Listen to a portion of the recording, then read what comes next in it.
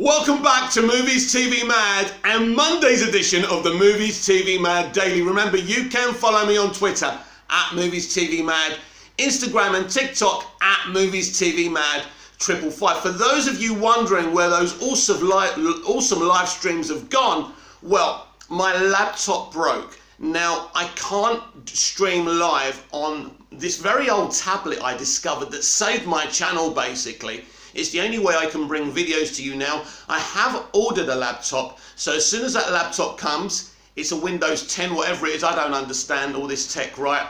I will be able to live stream for you. So basically, I don't have the points, the subs, the talk time or whatever it is for YouTube to allow me to live stream on a mobile device. Anyway, let's get into Monday's edition of the Movies TV Mad Daily. Today we're going to talk about the Snyderverse, and I'm going to read a couple of articles on the subject.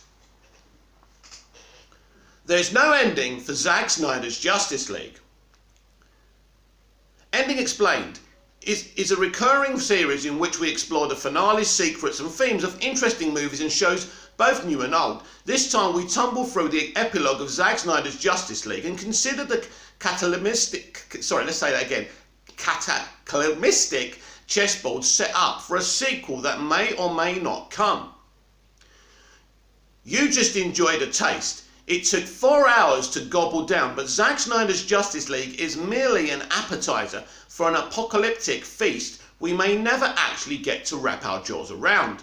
The final moments of the movie reveal a grid-marked future where not only have Darkseid's minions take control of Earth, but an evil Superman, Henry Cavill, patrols the skies hunting for heroes to vaporize. Whatever satisfaction we got from seeing Batman Ben Affleck, Wonder Woman Gal Gadot, Aquaman Jason Momoa, Cyborg Ray Fisher and Flash Ezra Miller united against Steppenwolf is dashed. When it comes to the DC Comics universe, hope is a fleeting notion. Since Metropolis fell in Man of Steel, Armageddon was the end game. The moment the Justice League propels Steppenwolf's severed head through the boom tube and under Darkseid's boot, the space dictator starts plotting his sparkly armoured Lackery failed in his conquest, but he did discover the anti-life equation carved into the planet's surface. The deadly formula, i.e. DC's Infinity Stones, oh don't say that, equivalent MacGuffin, shut up, is something Darkseid has sought for eons, and its revelation motivates the big bad to ready his armada. I have a problem with people who try and compare DC with MCU MacGuffin. People always say the word MacGuffin because they think they're clever. It's just part of storytelling. That's it.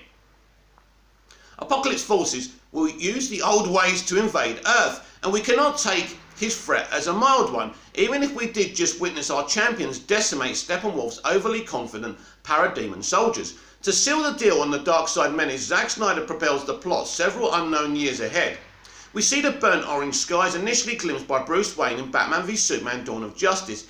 It's a Judgment Day peak to Titan Owl pucker. A Justice League wanders the wasteland, but its roster is not the one we last saw. Camo-clad Batman is locked and loaded while Cyborg, Flash, Mira, Amber Heard and Deathstroke Joe Manganiello trail behind. That last fella is a bit of a shock to the system, as the previous scene before the apocalypse flash forward depicts an eager Deathstroke receiving a Batman kill order from Lex Luthor, Jesse Eisenberg. Clearly the world has turned upside down if Deathstroke and Batman have become bosom buddies. As your brain is racing to understand how this hell could come to pass, this little Suicide Squad reveals itself to be even stranger. Batman dares to sympathise with Mira, who has apparently lost Aquaman by Superman's violent means. She scoffs at his soft words. "You have no idea how I feel. How have you ever loved? Who have you ever loved?" And that's when the laughing starts. The Joker Jared Leto rests atop a blown out automobile. He assures Mira that Batman knows exactly what it's like to lose somebody he loves. Like a father, like a mother, like an adopted son. At that moment it takes everything Batman has not to rip Joker's head from his shoulders. The reference to a dead Robin, the boy wonder, sends ripples of agony through the Caped Crusader's body. And let's not forget it's the Joker who killed the Caped Crusader. That's important. So why doesn't Batman do it? Why doesn't Batman put a round through Smiling Demon's face? He's not above it. We've seen him obliterate parademons and riddle Gotham hoods with bullets. Shouldn't the Joker be the next person on his kill list, especially if he's the monster responsible for killing one of his Robins?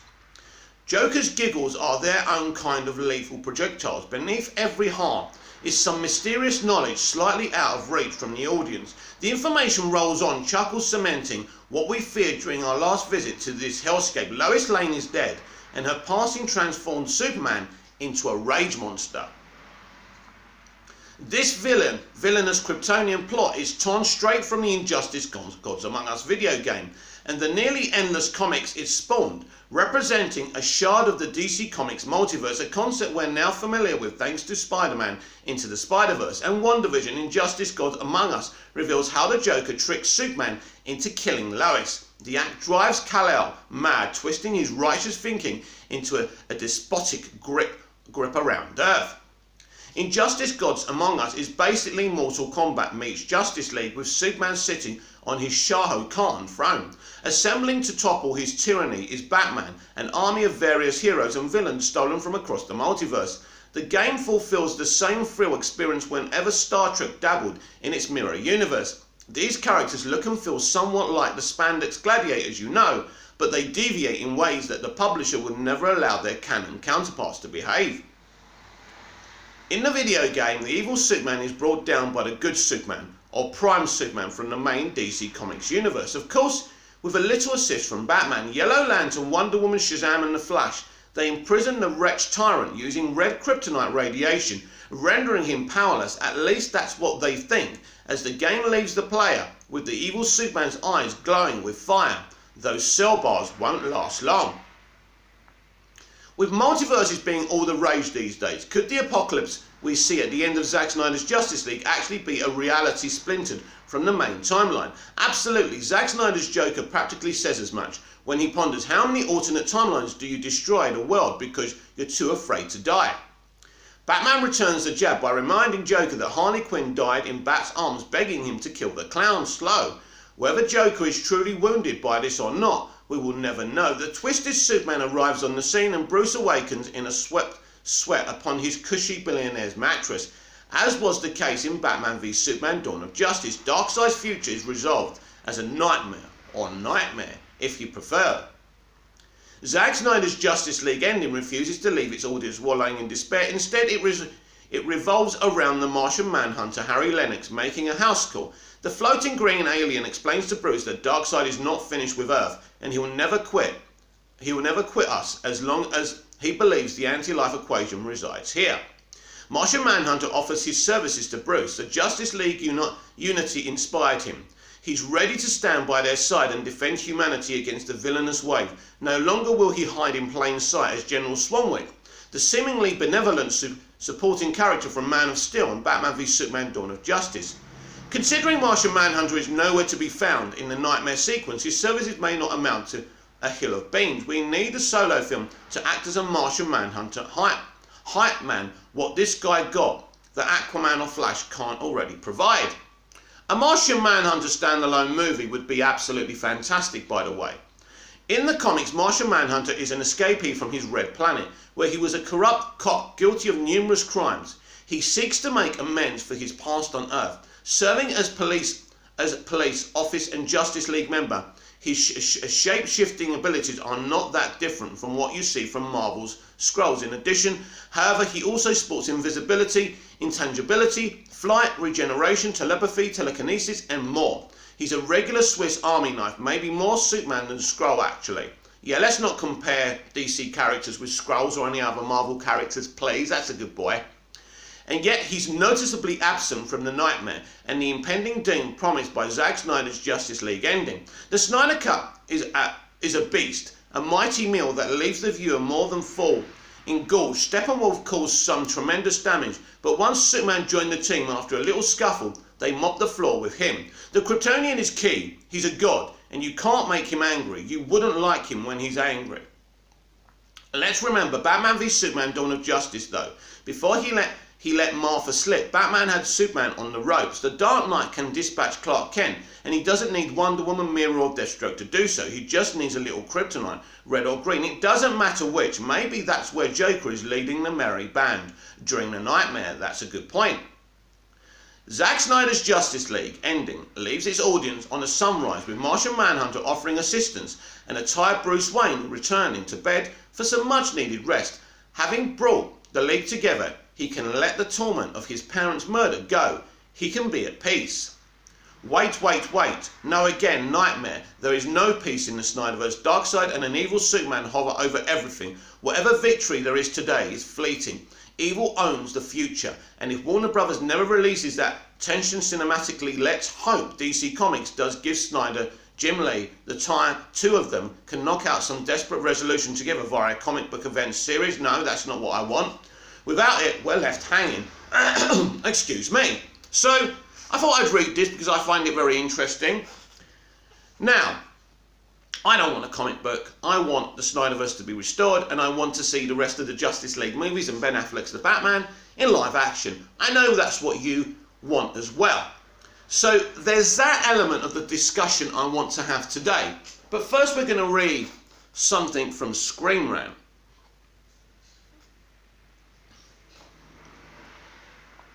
You're really going to have to excuse my morning throat. It's like 7:45 in the morning.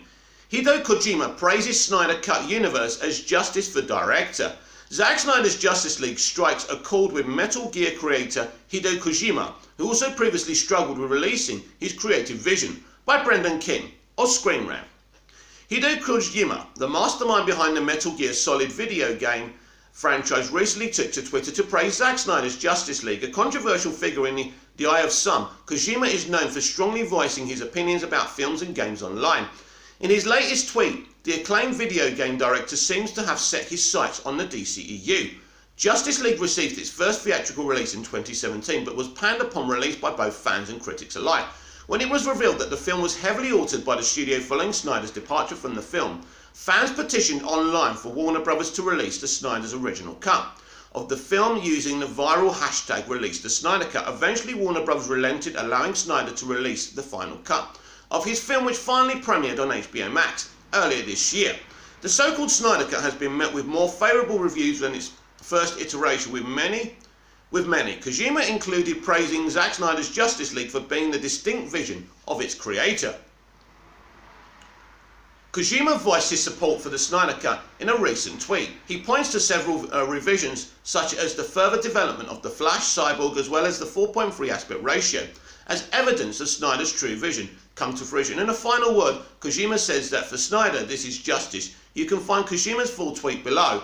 Now, it's in Chinese. Now, I think it's Chinese. I think it's Chinese anyway. I don't want to kind of offend anyone. So what I'm going to do, I'm going to go onto the tweet and translate it.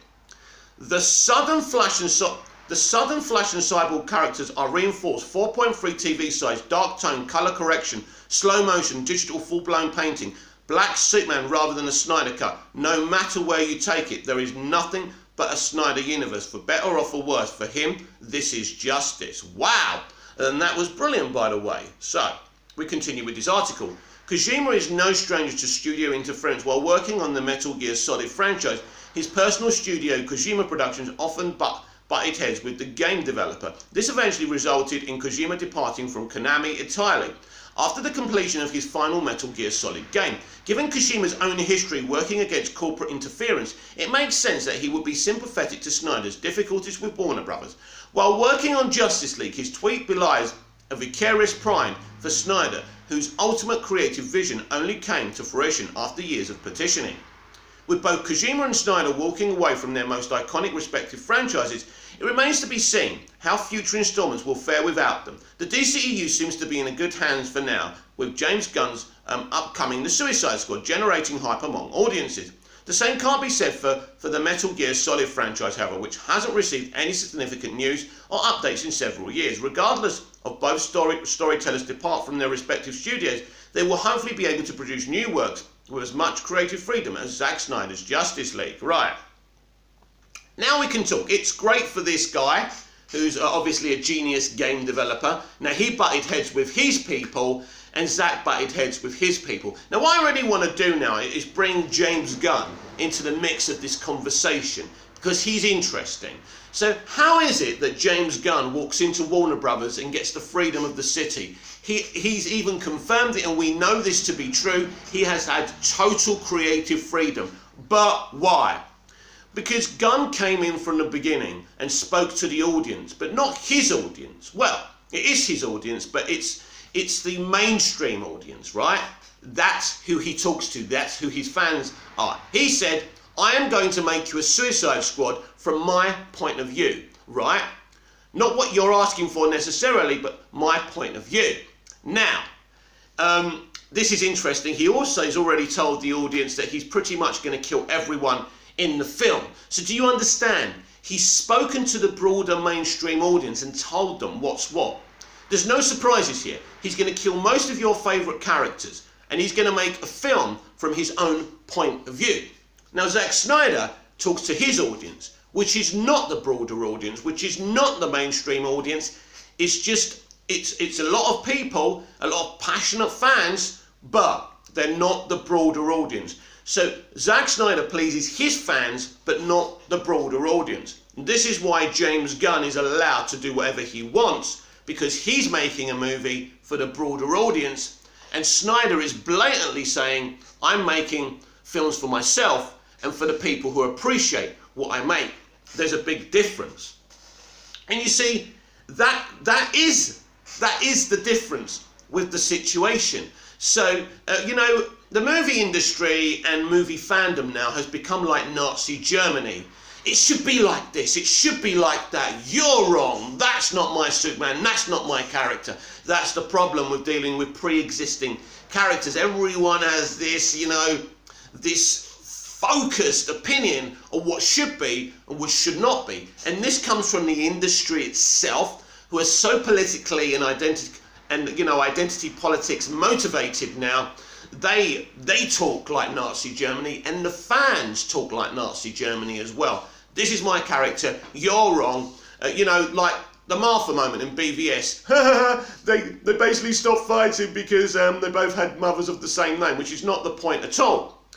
But maybe when you see, the problem is, of course, Warner Brothers wanted to make a DC Universe for the broader audience, and they brought Snyder in. You can't do that. You can't bring Snyder in to make stuff for the broader audience. You can bring in James Gunn to make things for himself in his way, and also for the broader audience, because it's one in the same. So what people don't understand about James Gunn's The Suicide Squad is that actually his film is going to be very dark and gritty and compelling and brutal. There will be blood. There'll be unhappy resolutions. But he's pretty much told the broader audience what to expect. So there's no misunderstandings. When people went in to see BVS, there was a misunderstanding. Not because of Zack Snyder, but because of the way the studio promoted the movie as, who will win? This is a fight between bats and soups, right? Bring it on. You know, can you warm up the popcorn, please? That's not what it was. Now, when Fox promoted Logan, they told us straight, this is an indie, gritty movie. If you don't fucking want that, fuck off. And that's the difference. So Snyder is this person who's bringing superheroes into the real world and telling us an ugly truth. The problem is the broader audience don't want the ugly truth. The broader audience actually want to see something that takes them away from the real world. They don't want to be told, wake the fuck up, this is the way the world is. No, people want to watch these films and escape. And this is the divisive situation with Zack Snyder. So now let's discuss why we are where we are, why we're not getting a Justice League 2 and a Justice League 3. So if we go all the way back from Man of Steel, Warner Brothers were even trying to interfere with that film, but Christopher Nolan didn't allow them. He protected Snyder. But when Nolan didn't like something Snyder was doing, Snyder was like a good little puppy and said, fair enough, Chris. It's interesting, isn't it? Wasn't he interfering with Zack's artistic integrity? And here's the thing. People these days don't really understand the studio system at all. The studio system today is about making as much money as possible. When I grew up, I had Indiana Jones, James Bond, Superman, Star Wars, so many different franchises. Now there's just literally two, and that's the DCEU and the MCU, right? And it's all about making as much money from these franchises. The reason that the DCEU has been so problematic and it resulted into Justice League is because the studio made a bad decision. They brought Christopher Nolan in when they shouldn't have done. They should have brought a comic book guy to run this franchise, and we all know that. Comic book guy, comic book girl, whoever. I don't care what gender or how you were identified, right? You needed someone to make a film that makes loads and loads of money, right? And everybody loves, like the MCU. Although I think the MCU are going to have some problems. So, Batman vs Superman was the polarizing moment where Snyder really had a problem with the studio, and they were plotting to get rid of him, and in the end they did. But Snyder is so intelligent, he created the Release the Snyder Cut movement. Don't think you came up with it, don't think you started it. He manipulated the whole thing, and good for him. He gave himself another chance, not just to release the Snyder Cut, but to restore the Snyderverse. But unfortunately, Snyder and Ray Fisher had ideas of revenge and exposing the studio. Instead of saying, you know what, we don't agree with each other. You want us to do a couple of things, we'll do them, right? We'll bring it out our movie, as much as it is our movie as possible, and we'll carry on with this vision. Because Snyder doesn't want to work within that system. Snyder 100% wants to do everything his own way. And this is why there's no Snyderverse, because Snyder just doesn't want to play ball with the studio system. And if you don't play ball with the studio system, and it doesn't matter if you're Martin Scorsese or Steven Spielberg or Zack Snyder, if Spielberg and Scorsese have to take a couple of points from the studio, a couple of notes, so do you, Zack. So my opinion is that the Snyderverse is a beautiful, beautiful franchise that deserved better. But ultimately, this should never have been put on the broader spectrum stage. That's the problem with the Snyderverse, that it was put centrally. And it was supposed to be a franchise that was supposed to make money from the broader audience, and it wasn't. And it's a big, big shame. What do you think about the Snyderverse? Do you want to see more? Let me know in the comments below. Now, interestingly, Chris Swenson from Ping Pong Flicks did a Superman video, and he called it Not My Superman. This is interesting because he was saying that all the Supermen are his Supermen and that he respects them all. I don't think it's a problem not to like a version of Superman, as long as you criticise that version constructively. George Reeves is a great Superman, he's just not from my generation. I don't like Dean Cain's Superman. I think he's not like Superman at all. I think he's a terrible actor, and I don't like that version. That's just my opinion. Now, that's not constructive, by the way, but I don't like his Superman. But what I believe is this. Every Superman doesn't have to be your Superman. But it's about constructive debate. As I say, movie fandom now, geeks and nerds have become like Nazi Germany. It's my way, not your way, and if you don't agree with my way, then you're the enemy.